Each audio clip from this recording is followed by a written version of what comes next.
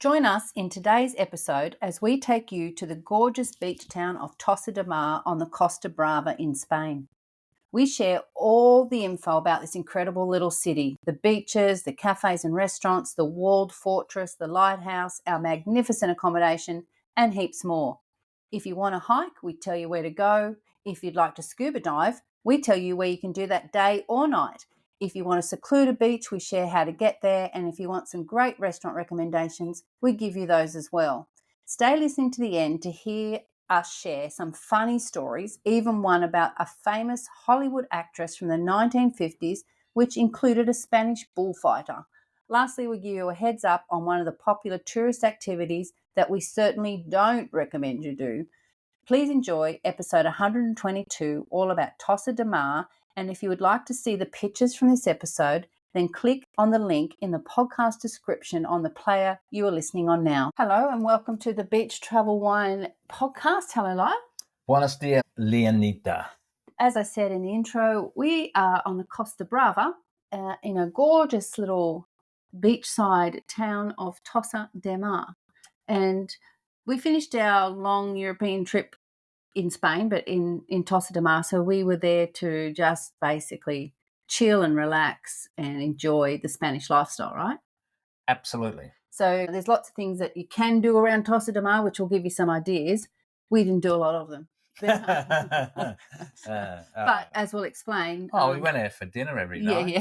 Yeah. Where we were staying was very enticing to stay where we were. So Tossa de Mar, as I said, it's on the coast, north of Barcelona. Yeah. It's got a population of about 6,100. Okay. It's the municipality in Catalonia, Spain, located on the coastal Costa Brava.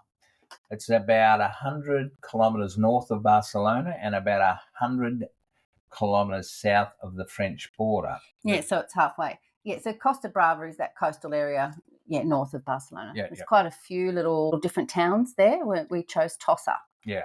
The town offers panoramic views across the Mediterranean Sea. Sure does. And is famous for its sandy beaches, lighthouse, and of course its historic fortified medieval village. And if you have a look at any of the pictures, and of course I'm going to say it all through the episode, but the pictures that I got of that village, because it's on a headland and it's across the beach, and if you Google Tossa de Mar, that's what comes up, and I think that's what drew us to going there, because it just looked so magical, didn't it?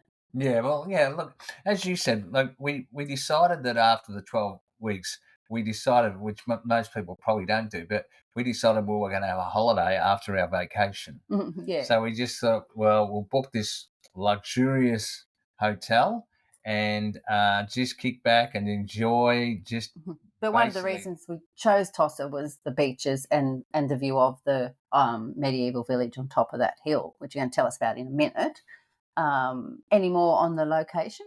No, well, basically, how did we get there? Oh, yeah. We basically we were coming from Girona. Yeah, well, so we sort of went backwards because Girona's further north. So, we went up to Girona and then, got a bus, didn't we? Yeah, so we caught the bus from Girona to Lloret de Mar, which is another... it's like a little transport hub there, isn't it? But it's also like another resort town. It's much larger than Tossa de Mar, and they say it's got some beautiful beaches. And then we caught another bus from there to Tossa de Mar. Now that was quite a windy road, wasn't it? Yeah, the scenery was beautiful. Yeah, and they say that obviously that's the cyclists like this area as well because of the the windy, beautiful, scenic roads that they tend to like. Yeah.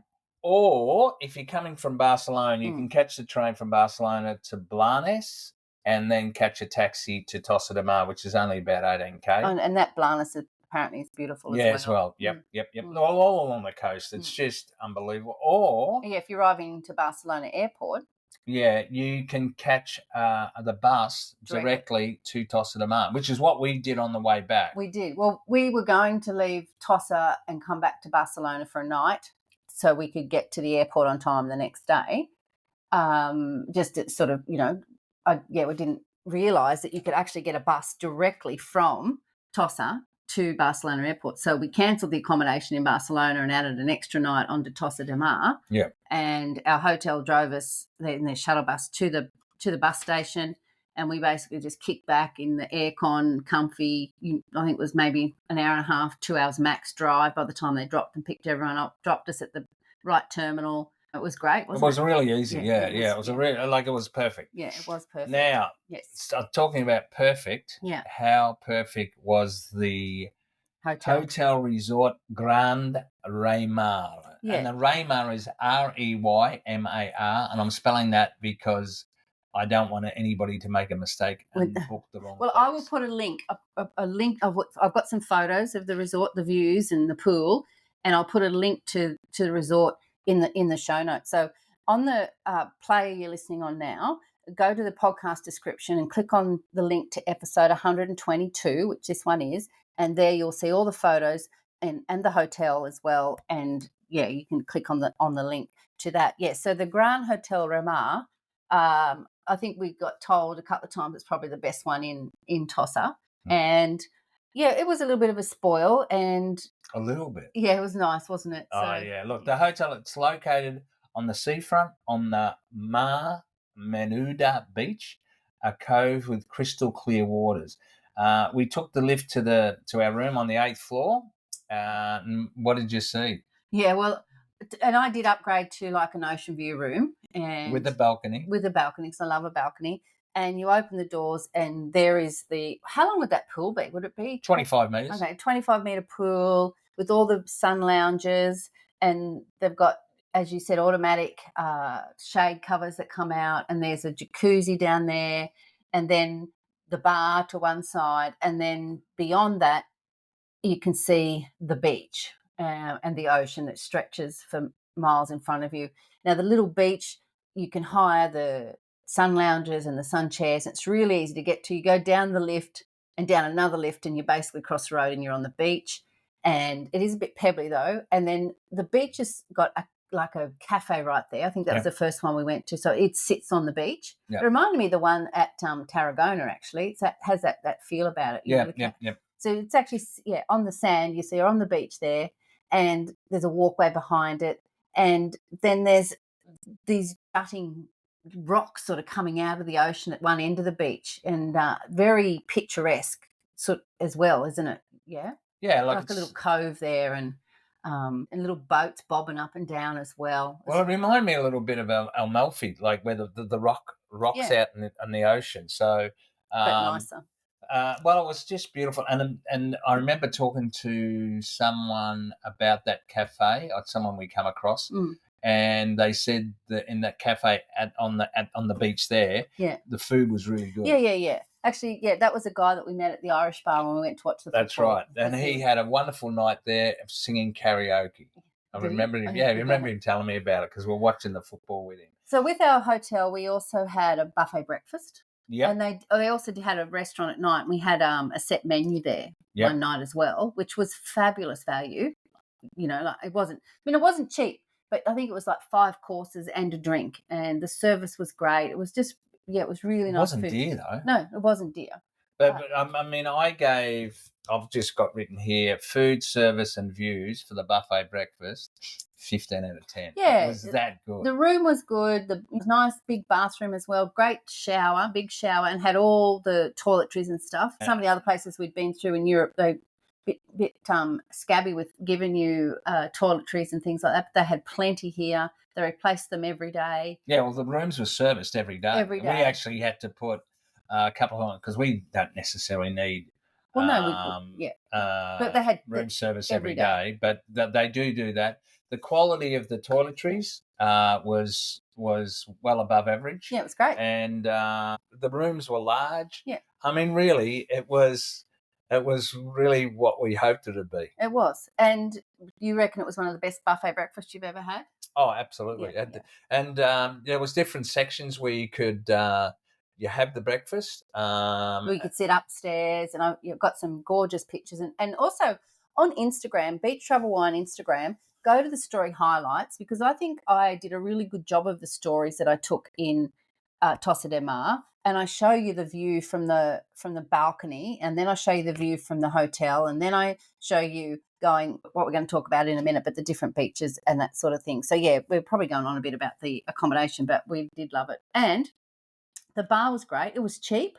Yeah. And we sat there and watched a couple of football games. Yeah, really good. I can remember really good quality foyer section wine for €3.50. All right, so let's give us a little bit of history on Tossa de Mar, please. So between the 4th and the 1st centuries BC, the first Iberian settlements appeared, followed shortly after by the Romans in the 1st century AD, those pesky Romans.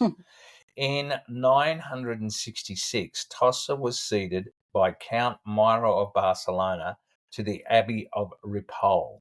Now, Ripoll is an area quite close to Tossa de Mar. 2 centuries later, in 1187, Tossa was granted its charter by the Abbot of Ripoll, coinciding with the building of a church atop Mount Guardi, the remnants of which can still be seen today. At some time in the 12th century, the medieval town was walled off and a castle was built on the highest point of Mount Guardi. The castle was to be subsequently replaced by a windmill, and this in turn by a lighthouse which is still operational. And we were there. Mm-hmm. And there's also, right next to the lighthouse, there's probably the little bar there with the best view in the world. Well, and I got a nice video of that actually. By the year 1500, the first houses were built outside the walls to accommodate population growth. This process was greatly accelerated during the 17th and 18th century, shaping an urban configuration that was to remain practically unchanged until the arrival of mass tourism in the 1950s. In 1989, Tossa de Mar was the first place in the world to declare itself an anti-bullfighting city. Okay. Do you want, when you said the beginning of mass tourism in the 1950s, there was a reason for that, wasn't there? There was a reason for that because they made a movie there, and at the time, and there's actually a statue of this movie star, and her name was Ava Gardner. Mm-hmm. And I got to say, she was beautiful. Now, the movie was Pandora and the Flying Dutchman. But at the time, Ava Gardner was married to Frank Sinatra, old Blue Eyes. Well, they were engaged. That's right. Sorry. Good correction. Yeah, so they were engaged. Anyway, but her co-star, which was a Spanish guy who actually was an actor, poet, and bullfighter. She fell for the Spanish charm. Yeah, she was having an affair with a Spanish guy. So old Blue Eyes found out. He was pretty pissed off. Where Ava was trying to hide it, the bullfighter, every time he sort of went to the bullfights, he decreed the win to Ava. So the story goes that Frank Sinatra organises a plane to pick up Ava to come back to New York City for New Year's Eve. Anyway, when the plane arrives, Ava wasn't there. She was out having a good time. Eventually, they must have kissed and made up because they did get married. Oh, yeah, and there is a statue of her inside the walled city. Yes. Okay. So, and that's what started the tourism. That's right. Yeah, that was my point.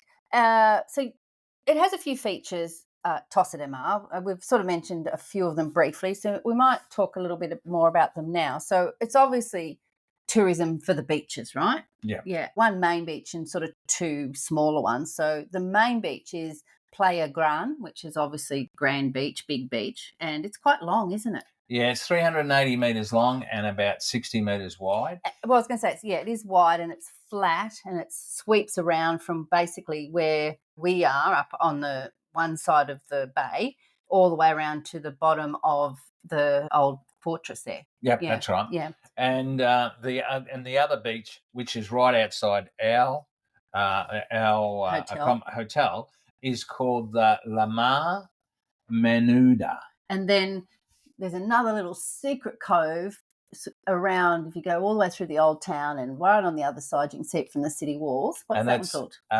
El Codola. Yes. El Codola. And that was beautiful, like looking down over the blue water, and it had some gorgeous houses up on the hills as well. Yeah, and that was on the other side. But But then remember we went for a walk, Yes. and on the other side, and There are some sheltered beaches, and you can do a hike along the headland, and we yeah. did sort of half of it to one area and there's some beautiful viewpoints as well. Oh And yeah. look, you can't go wrong. You can't get lost. You just head towards the headland, and you'll find the tracks, and other people are walking along there as well. There is also a little boat cruise that takes off from the main beach. You basically just walk straight out on a floating jetty. Remember that? Oh yeah, I remember that. Yep. Floating jetties around, and it will take you around the headland and drop you at one of two beaches where you can actually stay just for the day, and they come every hour, and you can come back. I mean, we didn't see a lot of tourists on the beach. I think one day it was quite full, but it's not over. It wasn't overcrowded, and we were there in June, or in early July, so it wasn't actually, and it wasn't that busy. But if you want to get away and be a bit more isolated, you can certainly do that. And that was only about €15 a head or something. Yeah, it was cheap. Yeah, really and cheap. I remember people saying, and I have read though, that in the peak season, like August in Tossa de Mar, Yeah, it's really busy. Yeah, So, okay. but when, as you said, first week in July we were there, and it was pretty good. Now the beaches. Can I just talk about that? Sure. Now, the beach we looked over, which was Menuda, Yep. we were blown away by how much scuba diving went on there. Yeah, wow. Every day, there'd be groups of scuba divers in, out, and then at night we were sitting there. We could see these blue light, floating in the water, and they were just doing night dives, and it was every night. Yeah. And why? Obviously, the scuba diving so popular. Obviously, the water's must clear. Be great view. And there's there's stones and pebbles, so the view would be good. And you can walk. They basically put their gear on in one spot, and 50 meters they can walk into the water. So there's none of this having to go up for hours out on a boat and jump in the water. You just walk straight in. And they had a rope that you can hang on to. So I think they were doing beginner diving as well as more obviously advanced. So Tossa de Mar's the place if you want to go scuba diving in Spain. Yeah, it was incredible. And just seemed so well organised. It was constant. The other thing I did mention briefly earlier is, like they do in Spain, they hire out chairs and umbrellas, and it's so much cheaper here. It was like €10. Yeah. So, and they bring the chairs, they set them up for you, they move the umbrella around. So it's great. And that's all day. It's not half a day, it's all day. Now, and I did also mention on this beach there was a cafe bar, but on the Playa Gran, the big long beach, there were 3 different cafes all sitting on the beach. And I think on the sand, yeah. On the sand, yeah. So you said it was 60 metres wide. I'd say probably 20 metres in, these are sitting there on the beach. Other thing, which we got, go and have a look at the photos, episode 122, all the boats. They pull them up and they just sit them all there on the beach. It's so wide and so flat. They don't have to worry about big tides and waves washing them away. And they just put them in and out off the beach. So there's always something happening. And those beach bars are cheap. They're quick. They've got a great atmosphere. Yeah. You're outdoors basically, but you're under shade. Yeah. They were really cool, weren't they? If you were anywhere but Spain, you'd be scared to go in because of the prices. They'd be expensive. And yet, in Tossa de Mar and basically all along that coast, the drinks are so cheap. Yeah, so the beaches are lovely. Basically, we did have a couple of days where we went just to that beach close to us and had a swim. I found it a bit difficult to get in and out of the water a bit with my hip. It's a bit pebbly and the waves are just breaking there. But they had a rope, as I said, and a floating jetty as well, and so I could use that to get in and out.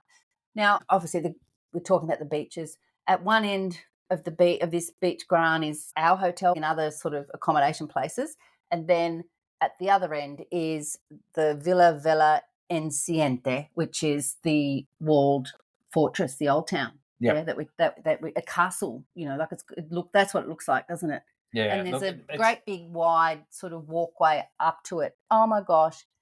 I don't know why we waited a couple of days, because I think we were waiting for a cooler day or something to I think that's what it was, to go and have a look. But oh wow, and it's also right there at the end of the old town, so you're walking through the streets. We'll talk about them in a minute. But right at the end, there's restaurants right outside one of the entrances, isn't it? But the way we went up is the big sweeping driveway, I guess. Maybe they got horses up there at one stage or something. I don't know. And go into the fortress. Yeah, it's the only example of a fortified medieval town still standing on the Catalan coast. Its present appearance dates back to the end of the 14th century. It still has the entire original perimeter with battlements, stone walls, 4 turrets, and 3 cylindrical towers with parapets. And At, you at can the walk the walls, around the yeah, walls. Yep. at the highest point where the lighthouse stands today was until the beginning of the 9th century the castle of the abbot of the monastery Santa Maria de Ripoll, the territorial lord of the town. The site has been declared a National Historic Monument in 1931. Okay. Uh, Well, and so what you do is you walk in, and I didn't know whether to go sort of straight ahead into the beautiful cobblestone streets and the little houses, and with the gorgeous plants, and then our restaurants and shops, and I was drawn to the pretty colours. And but then we went up. I said, well, we may as well go up higher, and we headed up, and there was the remains of a church there. that was the original church and the Ava Gardner statue. Yeah. And then we decided we'd keep going, and I could see a sign I thought was a restaurant.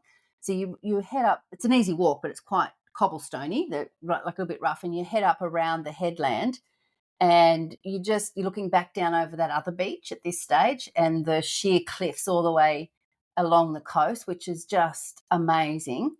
And then you can keep going along the edge, or you can go up a bit further, and you arrive at the lighthouse. Yeah. And we've talked about that before. And it's a beautiful area. They've got these big boats full of flowers and a nice big sort of park area. Like rowboats full of flowers. Yeah. It looks really pretty.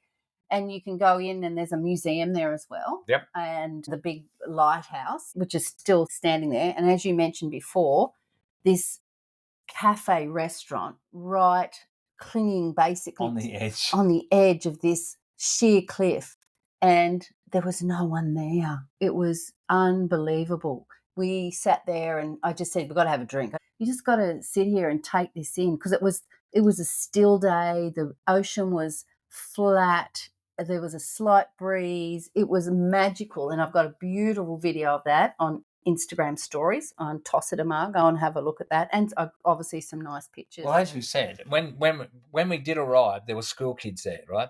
But they're doing some sort of excursion. But once they left, yeah, you and I were the only two people there. Yeah, in this beautiful place, and we were the only two people there. And so then we walked back down and went down through the main area of the medieval city, I guess. It's not big, but it was stunning. As you said, the Ava Gardner statue was on that top sort of plaza area.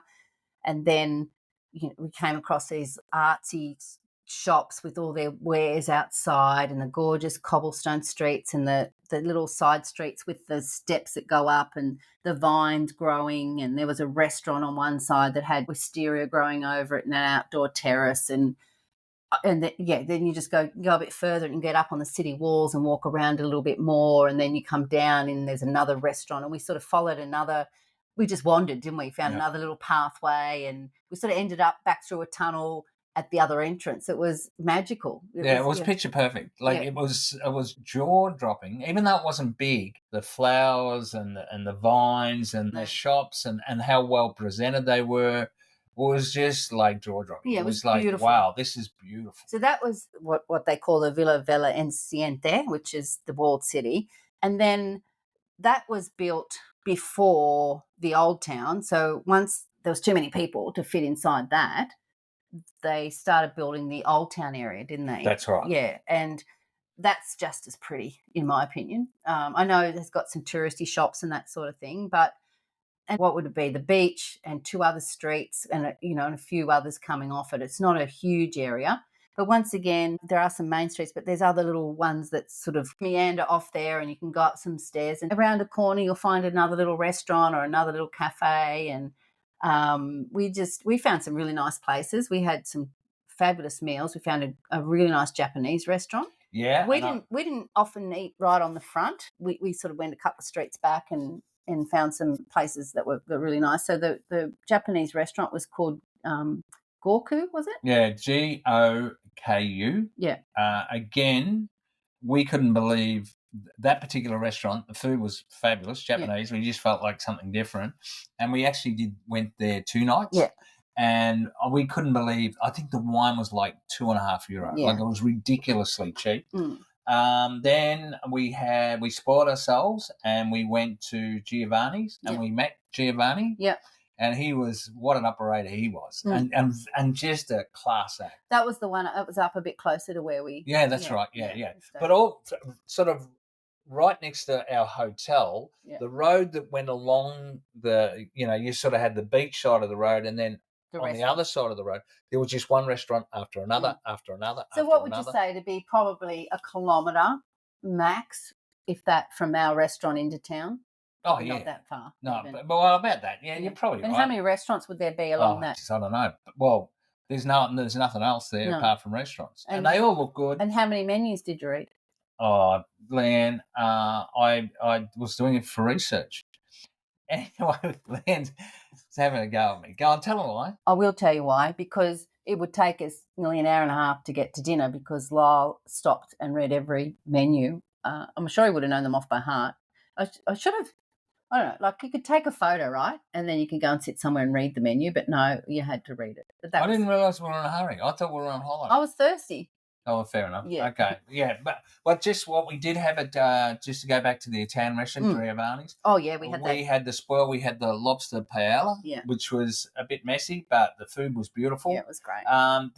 That restaurant, the Japanese restaurant that we were talking about earlier. It's on a little side street up from the beach, it's in a side street. But opposite that restaurant, we also had dinner in the restaurant opposite the Japanese restaurant, and the food was spectacular. Yeah, I remember we decided. I can't remember the name of it, though. We decided we'd spoil ourselves because we'd been and watched another football game, and you'd had 3 beers, I had 2 wines. Oh, that's right. And it was €12. €12. It was ridiculous. Yeah, it was €12 for 3 beers and 2 glasses. So we're like, oh, that didn't cost much. We might as well go and spend some money on dinner. And there's a nice promenade area there. And while we were there was a bit of a city celebration going on. That's right. Yeah. So they had some DJs on the beach. They had fireworks one night. They had local people doing traditional dancing. And I've got all of that on video on Instagram at Beach Travel Wine up the top, Tossa de Mar, and also lots of photos. So check out the episode 122. The link's in the podcast player you're listening on now. Well, one of the things you're just talking about, that like the dancing. One of the things that really stuck out to me was watching Grandma. Yeah, they're all up teach the grandkids to do this traditional dance. Yeah, and then when the official dance comes on, they all hold hands, like the whole crowd. Yeah. And they're doing this traditional dance. It was just like only in Spain. Only in Spain. We did do a bit of shopping there too. They had some nice fashion stores. Yeah, very good. And do you remember this, Lyle? You've been growing your beard, right? And you had your beard trimmer with you, and you decided you were going to cut your own hair with it. Do you remember? Yeah. And you were going to do up around your ears, and you did this big divot, like a big golf swing at it, so you had this hole in your head, and you decided a hole in the hair. Yeah. And so you decided that you were no longer going to try and cut your own hair. Yeah. And I remember I was talking to Jake, my son, and he's like, "Why don't you just go to a barber?" And I'm like, "Why don't we just go to a barber?" So I went to the barber. And what did he say to you? It was like €10 or something to get a haircut. Like here it'd be $30. But what did he say about your hair? He said, "What happened here?" And I said, "Don't ask." He said, and his exact words were, "It's not as easy as it looks, is it?" And I said, "No." But yeah, I had a real big He did a good job. Well, we had been in bloody Spain. Well, we had been away for, since this was our 12th week. So I did need a haircut. Yeah, I was trying to cut your own hair. That was quite funny, I thought. Now, you told me. Glad you brought it up. I'm glad you thought it was funny. Before we finish on this gorgeous little place that I love, you had an interesting story about a hotel there. I did. In the walled part, right? There was I was in the walled part. Oh yeah. I didn't know that. And what a Scottish journalist Archie Johnson and his Irish Anglo writer wife Nancy Johnson established a hotel in the old town in 1934, and they called it the Casa Johnston. So casa means house. Yeah. Now, just be that hotel is still here, but it's now part of a larger hotel, which is called the Don Juan. Okay. So now, at the end of the Spanish Civil War, the Johnstons turned the hotel over to use by refugee children, who shortly before Tossa fell to the Nationalists, the Johnson piled 70 children into a truck and drove them safely to France, being chased throughout by Franco's troops. Nancy wrote 2 memoirs recording their experience in Tossa de Mar, Hotel in Spain, describing their ups and downs between 1934 and 1936 as they set up the hotel, and Hotel in Flight, describing the war years in 1936 and 1939. I just thought that was really interesting. Now, we did mention there are some other little towns around, and if you wanted to do that, the bus station is quite a close walk if you don't have luggage, and they're very efficient there, and there's buses going all the time. It's quite a big bus station, and you can hop on the bus and go to Lloret de Mar or Blanes or any of those other little places. There's another little town which has a Dali museum. Do you remember what the name of that town was? Figueres or something like that? Yeah, that's it. Yeah. Figueres. So there's other places that are certainly worth going to have a look at if that's what you want to do. We didn't. We were just chilling. We'd just been on the move the whole time. But yeah, that easy to get around, and the buses run regularly, don't they? Talking about transport, one of the things I think was a little bit disappointing was the Tossa tram. We did do the little hop on, hop off, tiny little bus, and I don't know why we did that. Well, it was a tram, really. A tram? Yeah, little tourist tram. Yeah. And you basically go around the town, and it was as rough, and there was no... Yeah, you didn't sort of ride, you bounced. Yeah, don't bother with the tourist tram. Yeah, it's not essential. Not essential. So anything else you'd like to add? I loved it. Yeah, Tossa de Mar was great. And we had 8 nights actually. A lot of people would probably get bored, but we walked every day. We just did something different every day, whether it was the beach and then the pool sometimes we had the pool to ourselves and then the jacuzzi. And I think every afternoon I'd have a siesta and before we went out for dinner, and it was great. Breakfast, we I stuffed my bag full of nice ham and cheese, or jamon and queso and pan, put it in the fridge. It was great, wasn't it? Yeah, and was it 1 or 2 nights we had fireworks? Just the one night, yeah. Yeah, which was incredible. So we could actually, it must have been for that festival, and we could actually see it from our balcony. Anyway, Lyle, where was your favourite place to have a glass of wine? Oh, I'd probably say the balcony of our apartment overlooking the beach. Why did it take you that long? Oh, because I enjoyed having that glass of the wine at the when it, for the 3 beers and 2 glasses of wine, €12, because along there's just again bar after bar after bar, and it was beautiful tree line. Remember? Yeah, I know. And it was just I thought that was really nice, and we were watching the footy. But no, I'm still going to stick with the balcony. All right. Well, seeing you've taken that, I'm just going to go with the restaurant at the hotel. Fair enough. Well, a bit same sort of view, but a little bit different. It was really nice, I thought. And the other thing about we didn't do this with the breakfast buffet is they had champagne. Yeah. I was amazed how many people had a glass of champagne with breakfast. Yeah. Well, a lot of the hotels in Europe sort of have champagne. I mean, I don't know why, but obviously it's a thing. It is a thing. Maybe it's, people on honeymoons and stuff. So if you'd recommend people go to Tossa de Mar? Without a doubt. How many days? Like if you're not sort of at an end of a holiday like us and you just want to chill and that a month. You definitely need a couple of nights though, just to get the atmosphere of it. Yeah. Okay, fair enough. All right, well that's our last episode in Spain for a little while.